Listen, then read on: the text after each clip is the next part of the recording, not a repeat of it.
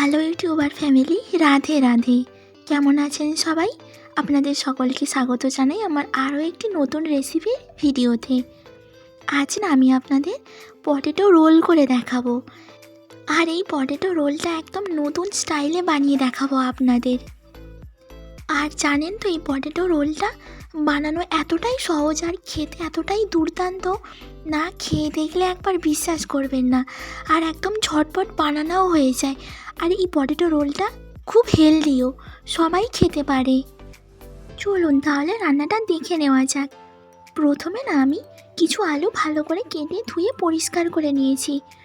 সিদ্ধ করার জন্য কিছু আলু কেটে নিয়েছি। এবার আমি পটেটো রোল করার জন্য ময়দা নিয়ে নিয়েছি কিছু, আর তারপর ময়দাটাতে আমি 2 চা চামচ মতো চিনি দিয়ে নিলাম, আর স্বাদ মতো লবণ দিয়ে নিলাম হাফ চামচ মতো। আর এখানে ময়ন হিসাবে সাদা তেল ব্যবহার করলাম। তারপর ভালোভাবে ময়দাটা সাথে এই লবণ, চিনি আর সাদা তেলটা মাখিয়ে নিলাম। আর তারপর এখানে হালকা গরম জল দিয়ে ময়দাটা আমি মাখিয়ে নেব। আর এখানে শুধু গরম জল না, ঠান্ডা জলও ব্যবহার করতে পারেন। তারপর আমি ময়দাটা ভালো করে মাখিয়ে নেব। দেখুন এখানে আমার ময়দাটা মাখানো হয়ে এসছে। আর আধা ঘন্টা মতো আমি এখানে ময়দাটা রেস্টে রেখে দেবো। ততক্ষণে চলুন আমি কিছু ভাজা মশলা করে নিই। আর এই ভাজা মশলাটাই না জানেন তো মেন। এই মশলাটা দেওয়ার কারণে পটেটো রোলটা এতটা সুন্দর হয়, আপনারা না বানিয়ে দেখলে বিশ্বাস করবেন না।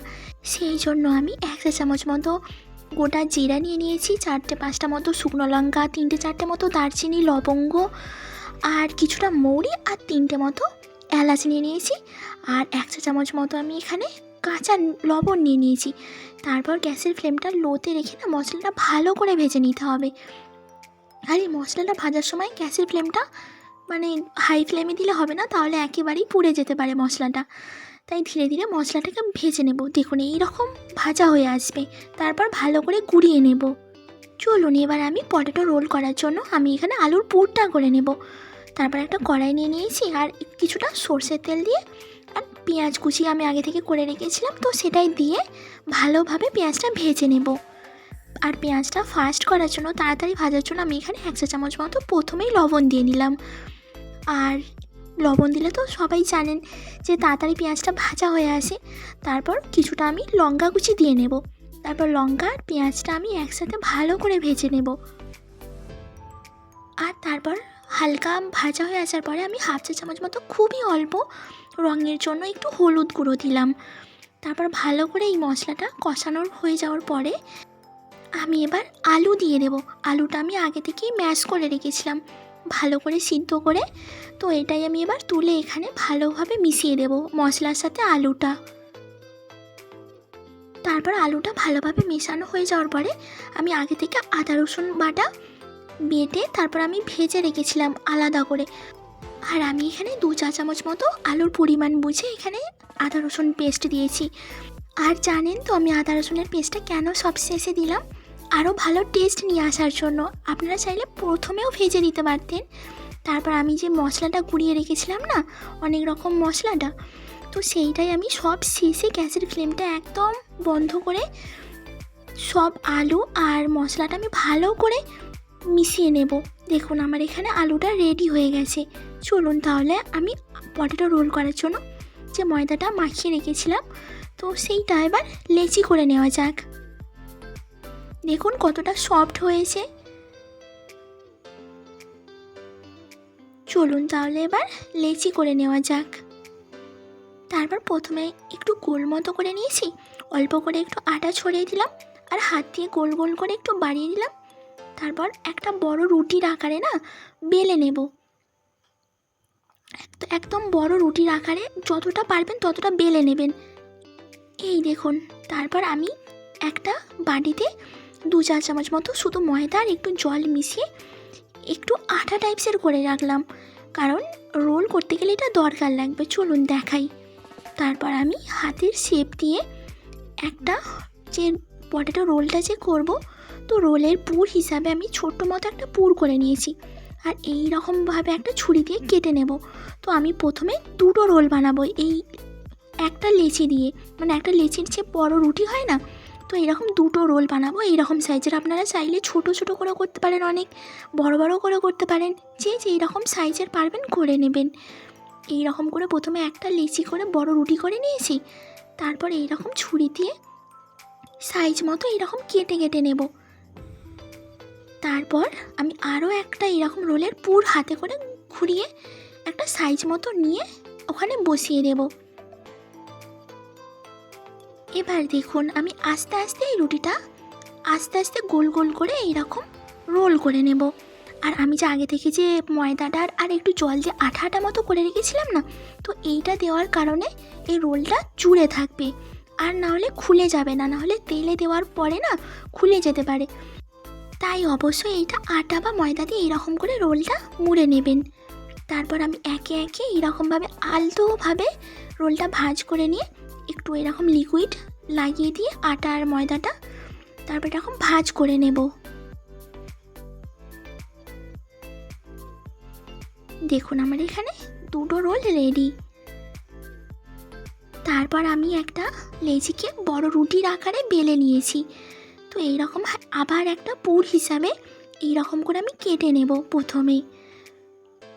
আর এটা একদম বড় বড় করে নিলে তো একটা লেচি থেকে অনেকগুলো রোল হতে পারে, 3টে কি 4টে কি, আপনাদের যত বড় বেলন যে হয় না, তো সেটাতে 2, 3, 4টে যতগুলো হিসাবে এরকম ছোটো ছোটো রোল বানাতে পারেন। আর এইগুলো না একদম সেই সিঙ্গারা টাইপসের।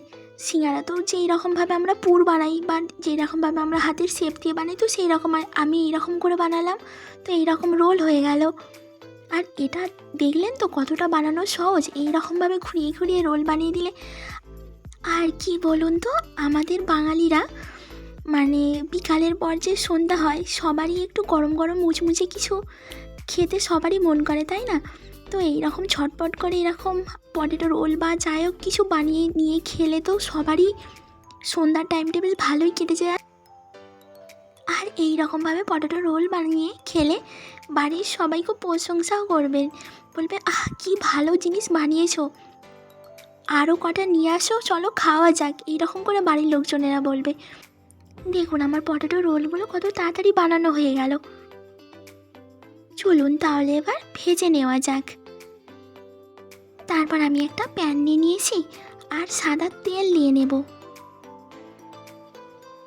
আপনারা চাইলে এখানে সরষের তেলেরও ব্যবহার করতে পারেন। তারপর গ্যাসের ফ্লেমটা মিডিয়ামে রেখে আমি এক এক করে পটেটো রোলগুলো এখানে দিয়ে দেব। আর গ্যাসের ফ্লেমটা একদম হাই করলে হবে না, নাহলে প্রথমেই একেবারে ভাজা হয়ে গিয়ে এক পিঠটা না লাল হয়ে মরমরে হয়ে যেতে পারে। তো মিডিয়াম রেখে ধীরে ধীরে এইভাবে রোলগুলো ভেজে নেব। দেখুন আমার হয়ে গেছে একটা সাইড ভাজা। এইভাবে আস্তে আস্তে করে আমি উল্টে উল্টে ভেজে নেব। আর এখানে না আমি কাঁটা চামচ ব্যবহার করেছি, কাঁটা চামচ দিয়ে না উল্টে পাল্টে নিতে খুব সুবিধা হয়। তো আমি এইভাবে এক এক করে যেই সাইডটা বাকি আছে একটু সাদা সাদা বড়োটার লেচিগুলো যে আছে না, তো এইরকম উল্টে পাল্টে আমি ভেজে নেব। দেখুন কতটা সুন্দর লাগছে, তাই না? আমার ভাজা হয়ে গেছে। তো এইবার আমি এক এক করে তুলে নেব। তারপর সেমভাবেই আমি আরও পটেটো রোলগুলো যেগুলো আছে সেগুলো তেলে আমি দিয়ে নেব।